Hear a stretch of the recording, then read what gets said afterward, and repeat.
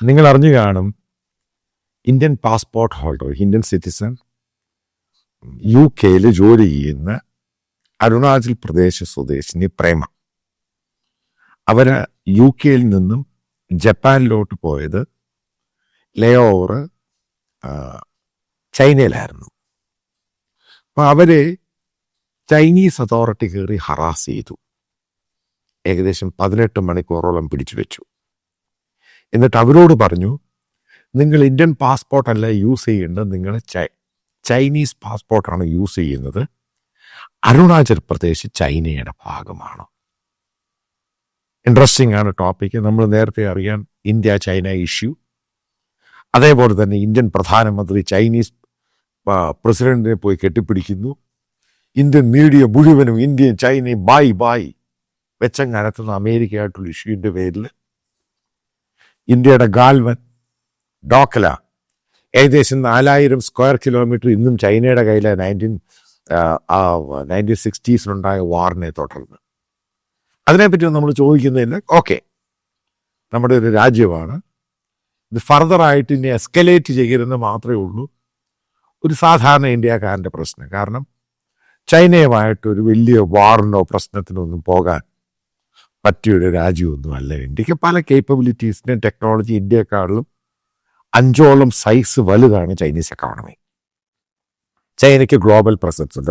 മനസ്സിലാക്കേണ്ട പ്രധാന പോയിന്റ്, ഈ ചൈന ഇപ്പോഴാണ് ഈ പ്രശ്നം ഉണ്ടാക്കുന്ന അരുണാചലല്ല. നമ്മൾ കഴിഞ്ഞിടയ്ക്കാണ് ഈ അരുണാചലിനെ നമ്മൾ ഇന്ത്യയുടെ സമ്പൂർണ്ണ സ്റ്റേറ്റായിട്ട് അംഗീകരിക്കുന്നത്. പണ്ട് ബ്രിട്ടീഷുകാരും മക്മോഹൻ ലൈന് ഇന്ത്യ ചൈന ബോർഡർ വെച്ച്, അത് ചൈന പണ്ടേ അത് റിജക്ട് ചെയ്തു. അതിന് ലൈൻ അവർ പറയുന്ന അരുണാചൽ അവരുടെ ഭാഗമാണ്. അപ്പം ഇത് മാത്രമാണ് ഇഷ്യൂ. ഇത് മാത്രമൊന്നുമല്ല ഇഷ്യൂ. ഇത് ബേസിക്കലി ഇന്ത്യൻ മീഡിയ ഒതുക്കുന്നൊരു സംഭവമാണ് ഇന്ത്യ ഗവൺമെൻറ്റും. ഞാൻ യഥാർത്ഥ കാര്യം പറയാം. ഇതിൻ്റെ സംഭവം അറിയണമല്ലോ നിങ്ങൾ എന്തുവാണ് ഇഷ്യൂ എന്നുള്ളത്. അരുണാചലിലൊന്നും ഇന്ത്യക്ക് ജോബ് ക്രിയേറ്റ് ചെയ്യാൻ പറ്റിയിട്ടില്ല. അപ്പം അതിൻ്റെ ഭാഗമായിട്ട് വലിയൊരു ശതമാനം, അതായത് ഒരു 10-20% അരുണാചലിൽ താമസിക്കുന്നവർ ജോലി ചെയ്യുന്നത് ഇന്ത്യൻ ബോർഡർ ക്രോസ് ചെയ്ത് ചൈനയിൽ പോയി ജോലി ചെയ്ത് അവിടെ 1 മാസം 2 മാസം 3 മാസം കഴിഞ്ഞ് ഇന്ത്യ വരുന്നവരാ. ഈ അരുണാചലിലുള്ള പല ആൾക്കാർക്കും ചൈനീസ് പാസ്പോർട്ടുണ്ട്. ഇതൊന്നും കൺട്രോൾ ചെയ്യാൻ നമ്മളെ കൊണ്ട് പറ്റുന്നൊന്നുമില്ല. അതേപോലെ തന്നെ ചൈനയ്ക്ക് അറിയാവുന്ന വസ്തുതയാണ്. കാരണം അവർ അരുണാചലുകാർക്ക് അവർ ചൈനീസ് പാസ്പോർട്ട് കൊടുക്കും. കാരണം അത്രയും പേര് ആ ബോർഡറിൻ്റെ ആ ഭാഗത്തൊക്കെ വർക്ക് ചെയ്യുന്നത് ഈ അരുണാചലുകാർ. അതേപോലെ അരുണാചലിൽ ഒത്തിരി പേര് അങ്ങോട്ടങ്ങ് മൈഗ്രേറ്റ് ചെയ്തു ചൈനയിലോട്ട്. എന്നിട്ട് ഇൻഡോ ചൈന ബോർഡറിൽ ഈ ചൈനീസ് ആർമിയുടെ ഭാഗമായിട്ട് അവർ അതിനകത്ത് റിക്രൂട്ടും ചെയ്യപ്പെട്ടു. ഇത് ഇന്നലെ ഉണ്ടായത്, നേരത്തെ ഉണ്ടായതാണ്. ഇതിനകത്ത് 2 പ്രധാന ഘടകമുണ്ട്. ചൈനയിൽ കമ്മ്യൂണിസ്റ്റ് പാർട്ടി ആണെങ്കിൽ തന്നെ ഇന്ന് ബുദ്ധിസ്റ്റ് എന്ന് പറയുന്നത് ചൈനയിലുള്ള ബുദ്ധിസ്റ്റുകളുടെ ഇടയ്ക്ക് ദലൈലാമ വലിയൊരു ഇഷ്യൂ ആണ്. അവരിന്നും കൊണ്ടു കിടക്കുന്ന സംഭവമാണ്. അപ്പം ഈ ഏറ്റവും പ്രധാനപ്പെട്ട ബുദ്ധിസ്റ്റിൻ്റെ മൊണാസ്റ്ററി എന്ന് പറയുന്നത് ഈ അരുണാചലിലാണ്. അത് ചൈനയ്ക്ക് ഒരു കാരണവശാലും താല്പര്യമില്ല. അത് ഇന്ത്യൻ അതിർത്തി, ഇന്ത്യയുടെ ഭാഗത്ത് കിടക്കുന്നു എന്നുള്ളൊരു സംഭവം. അതേപോലെ തന്നെ രണ്ടാമത്തെ ഒരു പ്രധാനപ്പെട്ട ഘടകം എന്ന് പറയുന്നത് ബ്രഹ്മപുത്ര റിവർ. ഇതിൻ്റെ ഒറിജിൻ എന്ന് പറഞ്ഞ് ടിബറ്റ്, അതായത് ചൈനീസ് കൺട്രോൾ ടിബറ്റാണ്. അത് അരുണാചലിൽ കൂടെ ഒഴുകി വീണ്ടും അത് ഈ ചൈനീസ് കൺട്രോൾ ടിബറ്റിൽ കൂടെ ഒഴുകിയാണ് പിന്നീട് ഈ പുഴ, അതായത് ഈ റിവർ എന്ന് പറയുന്നത് ഇന്ത്യയിലോട്ട് വീണ്ടും കയറുന്നത്. ആദ്യം ചൈനീസ് കൺട്രോളിലെ ടിബറ്റ്, അത് കഴിഞ്ഞിട്ട് അരുണാചലിലോട്ട് കയറും. പിന്നീട് വളരെ ദൂരം ചൈനീസ് കൺട്രോൾ ടിബറ്റിൽ കൂടെ ഒഴുകി വീണ്ടും അത് ഇന്ത്യയിൽ കയറുന്നു, ബംഗ്ലാദേശിൽ കയറുന്നു, പിന്നെ അത് ബേ ഓഫ് ബംഗാളിൽ ചേരുകയാണ്. അപ്പം അവിടെയാണ് ചൈന, അതായത് ചൈനീസ് കൺട്രോൾ ടിബറ്റിലാണ് ചൈന ഏറ്റവും വലിയ ഗ്ലോബലായിട്ട് ഒരു റിസർവോയർ പണിയുന്നത്. അപ്പം ഏതെങ്കിലും തരത്തിൽ ഈ ചൈനയുടെ ഭയം, അതിനെ ബ്ലോക്ക് ചെയ്യാൻ, ഈ അരുണാചലിലെ ബ്രഹ്മപുത്ര ബ്ലോക്ക് ചെയ്യാൻ ഇന്ത്യ തുനിയും. അങ്ങനെ വന്നു കഴിഞ്ഞാൽ ചൈനീസ് കൺട്രോളിനായിട്ട് ടിബറ്റിൽ വലിയ വലിയ രീതിയിൽ വരൾച്ച ഉണ്ടാകും. അപ്പം നമ്മളിപ്പം ഈ പറയുന്ന ഇൻഡസ് റിവറുമായി ബന്ധപ്പെട്ട സംഭവം അബേൻസ് നമ്മൾ കൊടുത്തില്ല എങ്കിലും അതേപോലെ ബ്ലോക്ക് ചെയ്യുവാണെങ്കിലും ബ്ലോക്ക് നമുക്ക് ചെയ്യാൻ പറ്റത്തില്ല. ചെയ്തു കഴിഞ്ഞാൽ ഇന്ത്യ വലിയ പ്രശ്നമാണ്. കാരണം ഈ വെള്ളം എല്ലാം ഒഴുകിപ്പോ. അപ്പം അത് അബേൻസ്, അതായത് അതിൻ്റെ ഡാമിന് വെള്ളത്തിൻ്റെ കണക്ക് കൊടുക്കുന്നില്ല മാത്രമേ ഉള്ളൂ. അത് ബ്ലോക്ക് ചെയ്ത് കഴിയുവാണെങ്കിൽ മനസ്സിലാക്കുക, ഡാമും മറ്റുള്ള കനാൽസും ഒക്കെ പ്രോപ്പറായിട്ട് ചെയ്യുവാണെങ്കിൽ ഈ പാകിസ്ഥാനിൻ്റെ പട്ടിണിയായിപ്പോയി. അവർ അഗ്രികൾച്ചർ എന്നത് കംപ്ലീറ്റ് ആയിട്ട് ഇല്ലാതായിപ്പോയി. പ്രത്യേകിച്ച് പഞ്ചാബ്, സിന്ധ് ആ മേഖല മുഴുവൻ.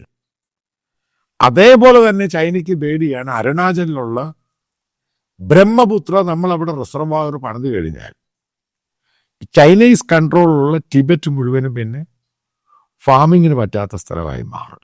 ആ ഏരിയ മുഴുവൻ അതിൻ്റെ ബാങ്ക്സിൻ്റെ 2 സൈഡിലും. പിന്നീട് ഉറപ്പായിട്ട് അതിൻ്റെ പേരിലാണ് ഒരു വലിയ ഹ്യൂജ് ഡാമും ഒക്കെ പണിയുന്നത്. കാരണം ഏകദേശം 139 ബില്യൺ മുടക്കിയാണ്, $US ബില്യൺ മുടക്കിയാണ് അവർ ഹ്യൂജ്, ലോകത്തിലെ തന്നെ ഏറ്റവും വലിയ ഡാമുകളിലൊന്നാണ് അവർ പണിയുന്നത്. ഞാൻ വളരെ കൺക്ലൂഡ് ചെയ്ത് പറയാം, ചൈന എന്ന് പറയുന്ന രാജ്യം ഇന്ത്യയുടെ പല ടെറിട്ടറികളും അവരുടെ കയ്യിലാണ്, ക്യാപ്ചർ ചെയ്ത് അവരെ കയ്യിലാക്കിയിട്ടുണ്ട്.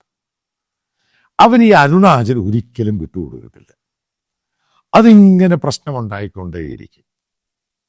അവർ പറയുന്നത് ചൈനയുടെ ഭാഗം തന്നെയാണ്. അപ്പോൾ ഇതുമായി ബന്ധപ്പെട്ട് ഒരു ഡിസ്പ്യൂട്ട്, അതായത് ഈ ബുദ്ധിസ്റ്റുമായിട്ടും ഈ ദലൈലാമയായിട്ടും അതേപോലെ അരുണാചലുമായിട്ടും ബന്ധപ്പെട്ട ഇന്ത്യയുമായിട്ടുള്ള പറഞ്ഞ ബോർഡർ ഡിസ്പ്യൂട്ട് സെറ്റിൽ ചെയ്യാൻ പറ്റത്തില്ല. ഏതൊക്കെ നീങ്ങി സെറ്റിൽ ചെയ്യാൻ പോവുകയാണെങ്കിലും അരുണാചലിലുള്ളൊരു വിഭാഗക്കാർ ചൈനീസ് അനുകൂലികളുണ്ട്. ശരിക്കും മനസ്സിലാക്കേണ്ട ഒരു പോയിന്റാണ്. അപ്പം അവർ ജോലി ചെയ്യുന്ന അവരുടെ സംഭവങ്ങൾ അവരുടെ ചൈനയുമായിട്ടാണ് ബന്ധം. അതുകൊണ്ടാണ് ഞാൻ നേരത്തെ പറഞ്ഞത്, അവിടെയുള്ള പല ആൾക്കാർ, ഇന്ത്യൻ അരുണാചലിൽ താമസിക്കുന്ന പല ആളുകൾക്കും ചൈനീസ് പാസ്പോർട്ടുണ്ട്. അതേപോലെ അരുണാചലിലുള്ളവർക്ക് ചൈനയിലോട്ട് ക്രോസ് ചെയ്യാൻ വലിയ പ്രശ്നമൊന്നുമില്ല. അതായത് ചൈനീസിൻ്റെ ബോർഡർ ആണെങ്കിൽ അവർ വളരെ വെൽക്കംഡ് ആണ്. ഏത് അരുണാചലിലാനും അവിടെ ചൈനയിൽ പോകാം. ഇപ്പം ഇങ്ങനെയുള്ള ഫ്ലെക്സിബിലിറ്റി എല്ലാം അവർ ചെയ്തു കൊടുത്തിട്ടുണ്ട്. അതായത് ഇന്ത്യൻ പ്രധാനമന്ത്രി പോയി അവിടെ കെട്ടിപ്പിടിച്ച് ഇന്ത്യൻ മീഡിയയും ഇന്ത്യൻ സോഷ്യൽ മീഡിയയൊക്കെ ചൈനയെ പറ്റി വല്ലാതെ അങ്ങ് പുകഴ്ത്തുമ്പോൾ ഞാൻ വളരെ സൈലൻ്റായിട്ട് ഇരുന്നതിൻ്റെ കാര്യം, ഇതൊരിക്കലും ഇന്ത്യയും ചൈനയുമായിട്ട് ഈ ഡിസ്പ്യൂട്ട്, ഗാൽവനാണെങ്കിലും ഈ പറയുന്ന ലഡാക്കാണെങ്കിലും ഡോക്ലാമാണെങ്കിൽ ഇതൊന്നും അങ്ങനെ പെട്ടെന്ന് സെറ്റിൽ ചെയ്യാൻ പറ്റത്തില്ല. കാരണം ഇന്ത്യയുടെ ബോർഡർ ഡിസ്പ്യൂട്ട് മാത്രം വളരെയധികം ടെറിട്ടറി ചൈനയുടെ കയ്യിലാണ്. അതാണ് ചൈനയ്ക്ക് ഈ പറയുന്ന പോലെ ഇന്ത്യ വലിയ ഭയമൊന്നുമില്ല. പക്ഷെ ഇന്ത്യക്ക് ഈ പറയുന്ന ഓപ്പറേഷൻ സിന്ധുവിന് ശേഷം ചൈനയുടെ പ്രോക്സിയായിട്ട് പാകിസ്ഥാൻ നിന്നതിൻ്റെ പേരിലും അത് ഈ പിന്നീടുണ്ടായ ഇന്ത്യയുടെ ഡിസ്പ്യൂട്ടിൽ വന്ന ഈ ബംഗ്ലാദേശ് ഇഷ്യൂ ആണെങ്കിലും നേപ്പാൾ ഇഷ്യൂ ആണെങ്കിലും ചിക്കൻ നെക്ക് ആണെങ്കിലും അതായത് സിലിഗുഡിയിലുള്ള സംഭവമാണെങ്കിലും ഇന്ത്യക്കിത് ഭയം തന്നെയാണ്. അതൊരു സംഭവം തന്നെയാണ്. അതിൻ്റെ പേരിൽ ഇതൊന്നും മാറാൻ പോകുന്നില്ല. ഈ പറയുന്ന സംഭവങ്ങളൊക്കെ പല ആവർത്തി ഇന്ത്യൻ പ്രധാനമന്ത്രി ഈ ഡോക്ലാം ഇഷ്യൂ അവിടെ നിന്നൊക്കെ ഡിസെൻഗേജ്മെൻറ്റ് കുറച്ചെങ്കിലും മാറിയത്. ഇന്ത്യ ചൈന ടോക്സ് ഉത്തരരാഷ്ട്രം നടന്നു, പക്ഷെ അമേരിക്കൻ പ്രഷറിലാണ് നടന്നത്. വീണ്ടും അമേരിക്ക ഇന്ത്യയുമായിട്ട് പ്രശ്നമുണ്ടായപ്പോൾ വീണ്ടും ആ പഴയ പ്രശ്നം വീണ്ടും കയറി വരികയാണ്. കാരണം അവർക്കറിയാം ഇപ്പം ഇന്ത്യയെ പിന്തുണയ്ക്കാൻ അമേരിക്കയില്ല. അതാണ് ഇതിൻ്റെ പ്രധാനപ്പെട്ട കാരണം. വീണ്ടും ഇത് ഫർദറായിട്ട് എസ്കലേറ്റ് ചെയ്യും. അറിയാൻ എങ്ങനെയാണ് ഇത് കൊണ്ടുപോകാൻ പറ്റുമെന്ന് എനിക്ക് ഇതിനെപ്പറ്റി പ്രെഡിക്റ്റ് ചെയ്യാൻ പറ്റത്തില്ല. അതാണ് എൻ്റെ കാര്യം. അതായത് ചൈനയോട് പിടിച്ചു നിൽക്കാനോ അടിച്ചു നിൽക്കാനും നമുക്ക് അമേരിക്കൻ ആവശ്യമുണ്ട്. അതുകൊണ്ട് തന്നെയാണ് ഈ പാകിസ്ഥാനിൻ്റെ ജനറൽമാർ ഇത്രയും കിടന്ന് തലകുത്തി ചാടുന്നത്. കാരണം ഇന്ത്യ അമേരിക്കയുടെ ബന്ധം മോശമായി. ഇതാണ് ഇതിൻ്റെ പ്രധാനപ്പെട്ട കാരണം. അതിൻ്റെ പേരിൽ ചൈനീസ് വിദേശകാര്യ വകുപ്പ്, അതായത് ഇന്ത്യൻ സിറ്റിസനെ എയർപോർട്ടിൽ വെച്ച് ഹറാസ് ചെയ്തതിനെ പറ്റി അവർ കൃത്യമായിട്ട് പറഞ്ഞു. അരുണാചൽ അവരുടേതാണ്. അപ്പൊ അതിനെതിരെ ശക്തമായ ഭാഷയിൽ പറയാൻ ഇന്ത്യക്ക് കഴിഞ്ഞിട്ടില്ല. കാരണം ഇന്ത്യ ചൈന റിലേഷൻഷിപ്പ് വീണ്ടും ബാധിക്കുമെന്നുള്ള പേടിയായി. കാരണം ഇന്ത്യക്ക് ഈ പറയുന്ന പോലെ ഒരു ഗ്ലോബൽ സപ്പോർട്ടൊന്നും ഇപ്പോഴും കിട്ടുന്നില്ല. ഗാൽവൻ ഇഷ്യൂലും മറ്റു സമയത്തൊക്കെ ഇന്ത്യക്ക് ഗ്ലോബലായിട്ട് അമേരിക്കയുടെയും യൂറോപ്യൻ രാജ്യങ്ങളിലൊക്കെ സപ്പോർട്ട് കിട്ടിയിരുന്നു. ഇന്നും ചൈന കയ്യിൽ വെച്ചിരിക്കുന്ന പല ഭാഗങ്ങളും അത് ഇന്ത്യയുടേതാണ് എന്ന് തന്നെയാണ് അമേരിക്കയെ യൂറോപ്യൻ രാജ്യങ്ങളെല്ലാം പറയുന്നത്. അത് ഇന്ത്യക്ക് വിട്ടുകൊടുക്കണമെന്ന് തന്നെയാണ്.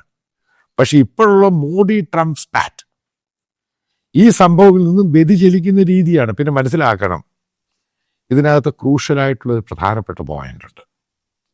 ഇന്ത്യ മാക്സിമം പ്രഷറിൽ കൊണ്ടുവരും. അതിന് അമേരിക്ക ചൈനയെ ഉപയോഗിക്കും, പാകിസ്ഥാനെ ഉപയോഗിക്കും, ബംഗ്ലാദേശിനെ ഉപയോഗിക്കും. ഇത് ജിയോ പൊളിറ്റിക്സിന്റെ തന്ത്രത്തിന്റെ ഭാഗം തന്നെയാണ്. ഏതായാലും കാത്തിരിക്കാം എന്താണ് സംഭവിക്കുന്നത്. അതായത് ഒരു കാര്യം ഞാൻ പറയാം, ഇന്ത്യൻ പ്രധാനമന്ത്രി അവിടെ പോയി കെട്ടിപ്പിടിച്ചിട്ടും ബ്രിക്സ് സമ്മേളനത്തിൽ ചൈന വന്നാലും ഇന്ത്യയുടെ ബോർഡർ ഡിസ്പ്യൂട്ട് എന്ന് പറയുന്നത് ചൈനയുമായിട്ട് ഒത്തുതീർക്കാൻ വലിയ പ്രയാസമാണ്. അതിനൊരു സൊല്യൂഷൻ കൊണ്ടുവരാതെ ഈ അരുണാചലാണെങ്കിലും ലഡാക്ക് ആണെങ്കിലും ഡോക്ലാം ആണെങ്കിലും ഇതിനൊരു പരിഹാരം ഉണ്ടാക്കാതെ ഇന്ത്യ ചൈന ബന്ധം നല്ല രീതിയിൽ, അല്ല ചെറിയ രീതിയിലൊക്കെ പോകും, ഒരു നല്ല രീതിയിൽ പോകുന്ന കാര്യം സംശയമാണ്. അതിന് കൂടുതൽ അടിസ്ഥാനപരമായിട്ട് ആ പറഞ്ഞ ആ സ്റ്റേറ്റ്മെന്റിന് ഈ അടുത്തിടയ്ക്ക് നടന്ന നാടകം, അതായത് ചൈനീസ് എയർപോർട്ടിൽ നടന്ന നാടകം ഉറപ്പായിട്ടും ഇന്ത്യക്കാർക്ക് നാണക്കേട് തന്നെയാണ്. ഒരു ഇന്ത്യൻ സിറ്റിസനെ വിളിച്ചത് അരുണാചലുകാരനോട് നീ അവിടുത്തുകാരനല്ല ചൈനക്കാരനാണ്, പാസ്പോർട്ട് വേണമെന്ന് പറയുന്നത് ഭയങ്കര നാണക്കേടാണ്. കാരണം ഇപ്പോൾ വലിയ എംബാരസിങ് സിറ്റുവേഷനാണ്. അത് ഇത് സെറ്റിൽ ചെയ്യാൻ ഇന്ത്യ ചൈന പല ഇഷ്യൂ സെറ്റിൽ ചെയ്യാൻ നമ്മളെ കൊണ്ട് പറ്റുന്നില്ല, അതും സത്യമാണ്. ബാക്കി കാണിക്കുന്ന എല്ലാം ഗിമിക്സ് ആണ്. അതായത് മോദി കെട്ടിപ്പിടിച്ചത് ചൈന ബായ് എന്നൊക്കെ പറഞ്ഞ ഗിമിക്സ്, അതൊരു സൊല്യൂഷൻ ഉണ്ടാവുന്നില്ല. ഇത് ഫർദർ എസ്കലേറ്റ് ചെയ്തുകൊണ്ടിരിക്കും.